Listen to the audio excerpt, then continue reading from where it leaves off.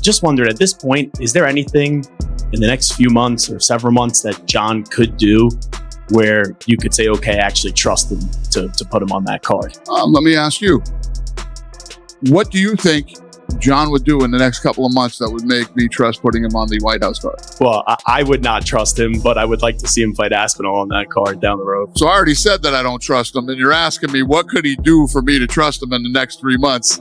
You don't trust him. Well, yes, but you talk to him. I don't. Yeah. No, I don't talk to him either. I haven't talked to him at all. Well, there's a greater chance you'll talk to him than I'll talk to him. Yeah. I would not bet on, if I had to make odds, it's 1,000,000,000 to 1 that I put Jon Jones on the White House card. All right, I think that ends the questions off. Dana White has finally spoken out regarding Jon Jones' repeated efforts to join the UFC's upcoming White House event. And his remarks have stirred a lot of buzz in the MMA world. Unlike before, Dana isn't holding back. He clearly explains why Jones won't be included. His message is straightforward and leaves no doubt about the UFC's position. White House card's gotta be the biggest fight. Can't be Jon Jones, he's a flake. Jon really wants on the card. Jon apologized. He went to Dana White in a text message, and Dana said, hey, I didn't like how this whole thing went down with Aspinall. I thought that we had an agreement. I'm not cool with that. Jon came to him and apologized. Tremendous compliment Dana gave Conor, which was to say, man, I can count on him. There would be no belt. So you're gonna tell me because of the placement of a card that we're going to bring in a certain star power, of which Conor is still the guy, within the placement of the card, and because it's so big, but it's not gonna get a title fight. I'm just getting a little confused on the whole thing. Does he fight in 2026? True or false? Well, he's talking so much smack about Tom. He doesn't have the money to not. He doesn't have the money to walk away. He doesn't have a choice. I mean, that's why did he walk away to begin with? He was offered $30 million.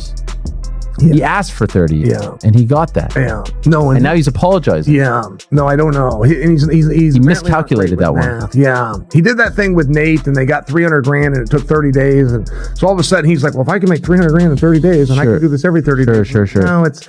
I mean, sometimes explaining very basic things it can be tough. But will he fight again? Yes, I believe so, and I think there's some real legs. Look, if you're the UFC, the last thing you want to do is empower a dude that you can't count on, and by the way, it ties back into my theory to whoever's keeping him out of the rankings. Like there's something afoot there. Can't wait to see you compete the White House. Can't wait to see it. I know. I really hope it happens. Dana, bro, please, I'm training. I feel great. I'm healthy. And I'd be so honored to represent our country and do what I do best. Dana White has now responded to Jon Jones' repeated attempts to headline the UFC White House event. And fans are taking notice. This time, Dana is being completely candid, clearly explaining why Jones won't be getting the matchup he's been pursuing. Jon had agreed to fight Tom Aspinall. The UFC began negotiations. They postponed other events, rearranged the heavyweight division, and kept Aspinall on hold for months, all while waiting for Jon to be ready. Jon Jones was on a podcast. What is the name of this podcast? It's called No Scripts Podcast. No Script. You big fan? Huge.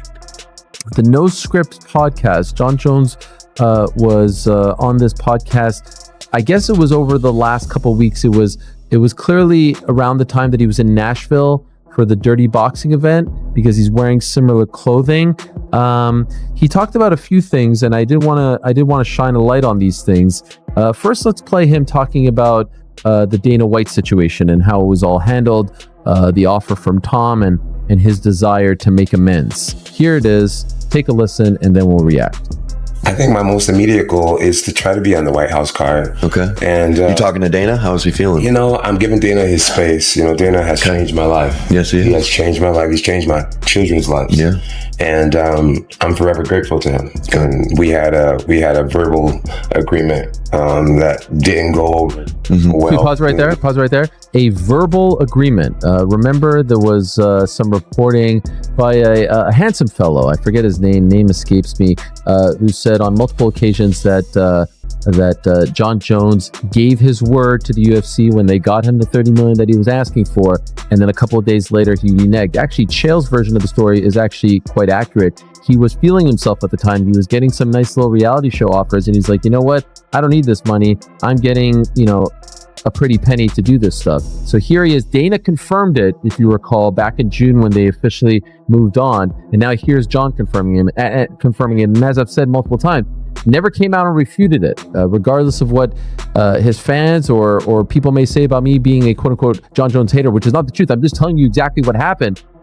He never refuted it. Now here he is confirming it. So I appreciate that. Please continue. Nothing was finalized, but I do admit guilt, not guilt, but I was wrong. You'll make it right at the White House. The way things went down, I was wrong, and I wish that I could see him face to face and just apologize to him, and so that we can let bygones be bygones and get back to making some major money for the sport and really entertaining these fans. He's a businessman, and there's no doubt that you are his favorite fighter of all time. There's the memes of it. He loves you. It's a matter of time. When he's feeling me, I think I'm one of his favorite fighters. When he's not feeling me, I'm probably the reason why he has a bald head. I think that host was feeling Jon Jones there. I mean, golly, the glaze. What gave you that impression? Oh, wait till you see the other clips. Forget this one. I mean, D1 glazing. The Aspinall Just a matter of time. The Aspinall clip made me blood red mad. So Jon Jones says he wants to be on there too, and he says he would fight whoever the champion is at that time. But would you be okay with him like coming back and potentially winning that belt again? And you might have to go through. Well, it's not even about him winning the belt. I mean, how I felt about him. I can't risk putting him in big positions in a big spot and have something go wrong. Fair enough. Yeah, especially the White House card. If Jon really thinks he's going to fight Alex Pereira, he's getting ready. Yeah. He's at least getting ready in his mind. If Jon really thinks that he's fighting in June, he's already in camp. Big money fight is Alex and Jon Jones at the White House. Yeah. Are you fucking kidding me? Yeah. Catch weight. Make it 225. Alex still is the light heavyweight champion. Make it a catchweight fight. You don't have to be for a title. Make it the bad motherfucker upper edition. You have the BMF belt for 155ers. Who's the real BMF? Yeah. Do you think one of those guys could beat Alex Pereira? You think you get a 155 pounder in there against Alex Pereira? Does Max Holloway survive against Alex Pereira? No, shut the fuck up. Imagine that Jon is preparing. Because Jon has different places to train. He doesn't just train at one place. Yeah. But I could imagine he does a lot of weightlifting too. He got put on a lot of like real muscle mass when he went up to heavyweight. Yeah. I think my most immediate goal is to try to be on the White House card. I'm giving Dana his space. Dana has changed my life. The way things went down, I was wrong. I wish that I could see him face to face and just apologize to him. And when he's feeling me, I think I'm one of his favorite fighters. When he's not feeling me, I'm probably the reason why he has. Just as the fight was set to happen, Jon Jones pulled out, leaving the heavyweight division in uncertainty. Dana White hasn't forgotten that incident and is still frustrated. Meanwhile, Jon is making headlines, posting patriotic hype clips, recording promotional-style videos about the American dream, and tweeting about the historic White House card, making it seem like Dana is the only obstacle. Behind the scenes, Dana views this as an attempt to manipulate fans and media pressure to secure a spot on the card. He isn't falling for it. Dana wants fighters he can rely on, those who show up on time and honor their commitments. In his eyes, Jon broke that trust when he withdrew from the Aspinall fight. This is why tensions are running high. Jon wants to face Alex Pereira at the White House event. Pereira is ready. Fans are excited. The UFC could make it happen, but Dana White won't approve anything until he's confident. Jon won't pull out at the last minute again. Jon rides into this event on a white horse. The white horse has an eye patch. I'm actually rather proud of Jon Jones. This was awesome. So Jon is taking this shot at Aspinall. It would seem as though he wants to fight Aspinall. The reason that is so poetically beautiful is Jon is working towards getting a fight with Aspinall, the very guy who they've been trying to get him to fight all along. I thought the direction that we were going was Jon Jones versus Alex Pereira. And then I saw Jon Jones ride a white horse into an event with an eye patch. It would be an interesting question to ask Tom. Hey Tom, would you rather fight Ciryl Gane in a rematch, or would you rather fight Jon Jones, who appears to be ready and wanting that fight? Alex, you're looking great. Who do you want to fight next? Jon Jones, White House, Sherma.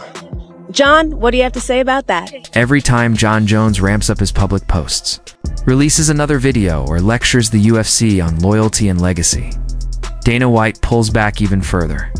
It's become a full-blown standoff between one of the greatest light heavyweights in history and the sport's most powerful promoter.